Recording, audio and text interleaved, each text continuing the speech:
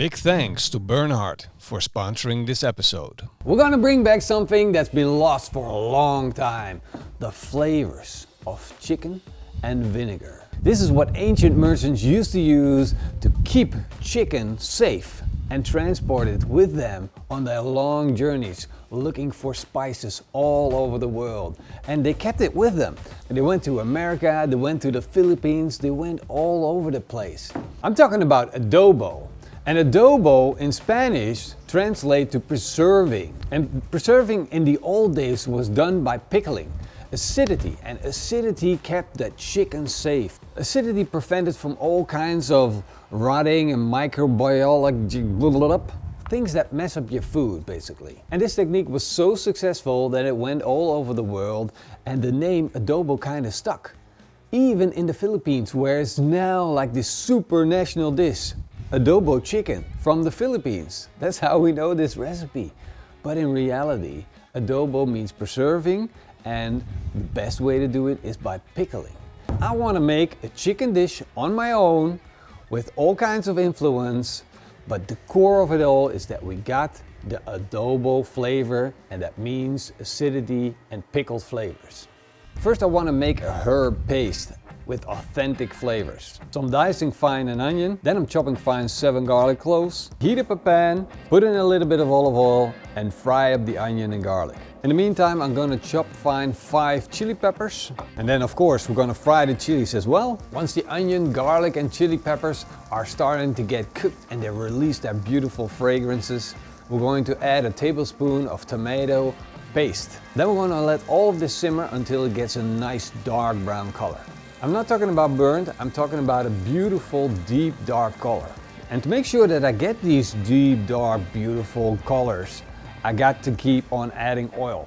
So then it's a frying process instead of a burning process. And to make this paste dry, I'm going to add a tablespoon of paprika powder. Of course, we're also going to need some seasoning, which is a teaspoon of salt and a teaspoon of ground peña pepper. Now mix that up and our paste is done.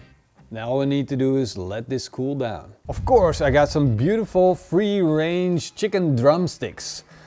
They're gonna be very tasty, and what's even more tasty is that paste. Look at how thick that paste is. Cooling down, beautiful colors, intense flavors that we unleashed by making it dark brown. But this, to a lot of people, might seem burned, but this is what you buy in these little packets. For instance, Indonesian flavors, it's called bumbu. They do this everywhere. It's an ancient technique. It's not burnt, but you gotta like flip the switch in your mind and go the extra mile and just keep going. Add a little bit of oil, fry it, add a little bit of oil, fry it. And all of these ingredients are gonna expel the moisture and gonna take on that oil until it turns into a paste. Oh, and it's so good. Once you unlocked this technique, once you did it once, you're gonna apply it every time. You're gonna love it, I'm sure of it. But that's not the main thing what makes this ancient. The main thing is adding acidity. Now we can add vinegar, but we're gonna do something better. We got pickle juice, pickled jalapenos. The juice that's in here is even better than an ordinary vinegar.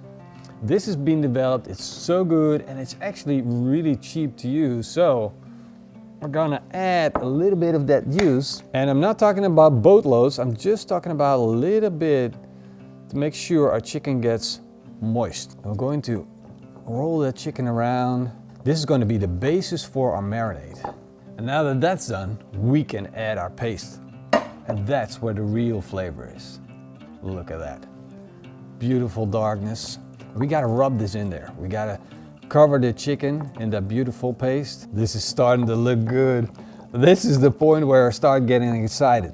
But now actually the hard part comes, because we gotta let this sit. We gotta wait. Preferably you do this overnight. We're gonna let this sit for 4 hours in the fridge. But if you got the time, just let it sit overnight and let time do its magic. Exciting! It's like unboxing time for something that you created yourself. Ooh, look at that. Oh man, they look good already. Look at that. Beautiful color, fragrance is insane. Just by opening the package, the fragrance hits you in the face. Now, of course, we need to start cooking them. So I'm gonna put them in this cast iron pan because I wanna cook these in my Nero pizza oven. Of course, we wanna have all of that beautiful adobo paste on the chicken. It's just gonna render down and make the chicken taste even better. This pizza oven right here can open up from the front. And then we got this pizza stone in here and we can make a fire from the back. But to do this, I'm gonna take out this tray, put some pellets in it and light it up. Once it's fully lit up, I'm gonna put it back in the pizza oven and then let the draft do its job. It's been around 10 minutes and our pizza stone's warmed up, our pizza oven is warmed up. Now we can put our chicken in. But before we do that, I wanna make sure that I know the core temperature of my chicken, because we want to have food safety. So I'm going to put in my thermometer and make sure that I get the right temperatures. Now this might seem a little excessive for a small cut of meat, but it's a great way to know what's going on inside the pizza oven. Slide it in. Close the lid.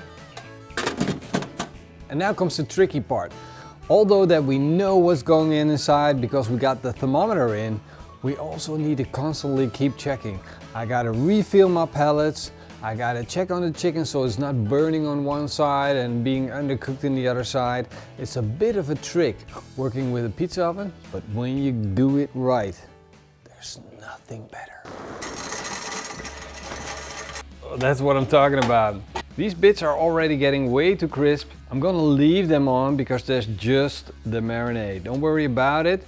But we want to make sure that doesn't happen again, like totally get burned. So we got to go a little slower. I'm going to rotate the cast iron so it gets cooked evenly on all sides. There we go. Things are moving fast. Let's stick them out. And now I'm going to turn that chicken around. Make sure it gets cooked on all sides evenly. And now we can put it back in. Close the lid and let it continue to cook. This is starting to look good. So we're just gonna keep on rotating till we get every little part cooked the same way. Just got the notification, the chicken is done, and just look at this. Ooh. Still bubbling away, beautiful, nice colors. Browned up absolutely perfect. Crispy skin and that smell. Whoa.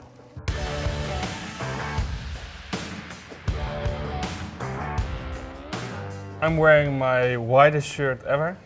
Good plan. Good plan. You're smart. Horrible. Come to a barbecue wearing white t-shirts. All right, we let them rest for around like 10 minutes and they had to be cooked for around 20 minutes.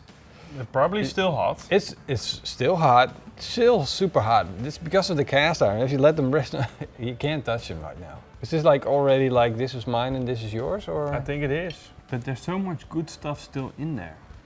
Yes, like a thermometer. Exactly. All right, here we go. Oh, Wow. super juicy. Careful now, is it hot or is it not hot? Is the heat coming? Like spicy hot? A No. bit, but it's enjoyable. It's not like horrible. No, but I had to Spicy. figure out if it like it was an assassin heat. It comes like sneaks up you and up on you and build up. No, it's a pleasant heat. Wow. Now that's juicy. That is juicy. That is tasty. Yeah, we could have added more salt. I want a little bit salt with it, just to dip it in.